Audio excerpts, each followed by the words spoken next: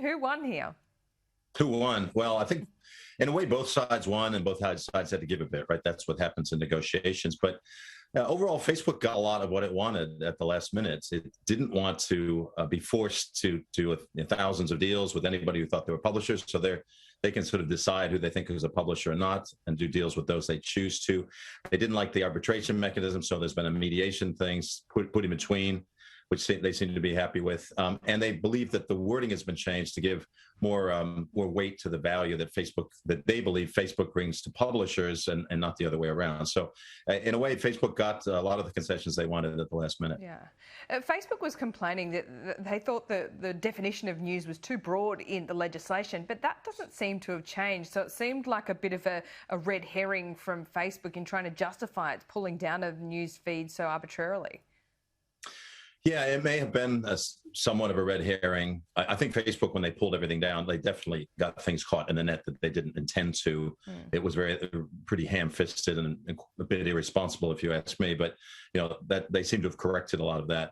Yeah, I mean, the legislation was written a little vaguely, and I can see Facebook's point of view, which is anybody can call themselves a news organization, and then Facebook has to do a deal with them, and that can be something that can be unwieldy even for a company the size of Facebook. Yeah, that's a really good point, actually. But when it comes down to it, Facebook and Mark Zuckerberg, clearly in his conversations with Josh Frydenberg, wanted some serious concessions there. And that is, it seems like Facebook wanted to avoid everything it could to go into that forced arbitration. And I think in the statement, and correct me if I'm wrong here, there was that very thinly veiled threat in corporate speak that Facebook was saying, well, if we can't do those deals, we're just going to pull news again.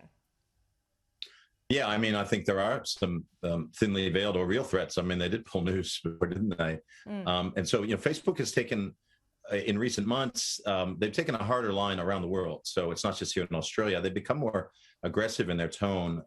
Look at the battle between Facebook and Apple that's going on right now. Mark Zuckerberg himself has been calling out Apple and speaking critically of Tim Cook and how Apple does things. So there's a big titanic struggle going on right now between the big tech giants themselves and also between regulators, governments, and privacy advocates versus the tech giants, and Facebook's kind of at the center of that fight right now.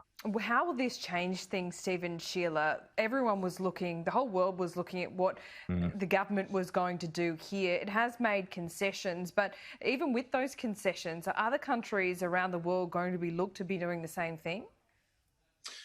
Well, I think definitely. Look, this is a precedent now. So this is now, if all the smoke clears, we've finally gotten to a place where Facebook has agreed to pay for content in Australia, and the government has some legislation that's on the book. So, this is one country in the world that's gotten to that point. And so, of course, every other country is going to look at it and say, well, if you got Facebook to that point in your country, we can get them to that point in our country. Now, they may have different approaches to regulation. Many people have criticized this regulation as it's not quite the right approach. I think there are some flaws in it.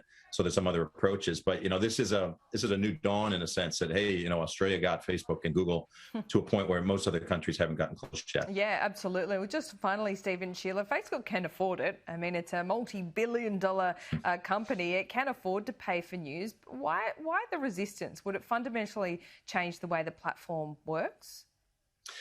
Yeah, look, there's resistance on many fronts from the tech giants these days, and rational companies don't want to pay for things that they don't have to pay for. They've gotten for free in the past.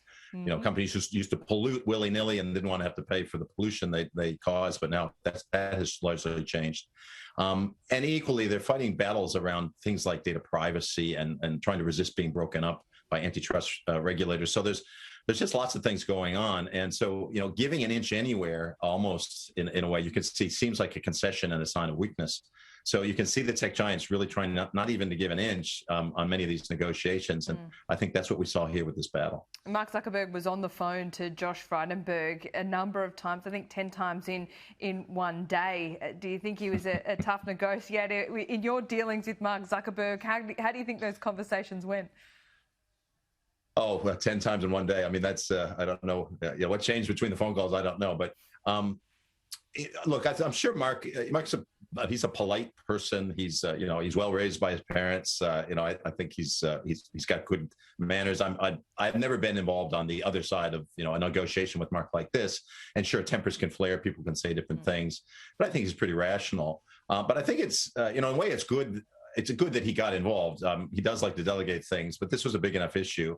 And it obviously got to a head. So, the fact that Mark is talking to our leaders, I think Mark has too much power. I've talked about that before, but I think at least at that level, that's a good thing. We're not just dealing with the underlings, we're dealing with the guy who actually controls the plane. So I think, a tip of the hat to the treasurer for getting the 10 phone calls in over the weekend. Yeah, very good call. The fact that he was dealing with the man right at the top says it all, I think. Stephen Shearer, as always, thanks for your time. My pleasure.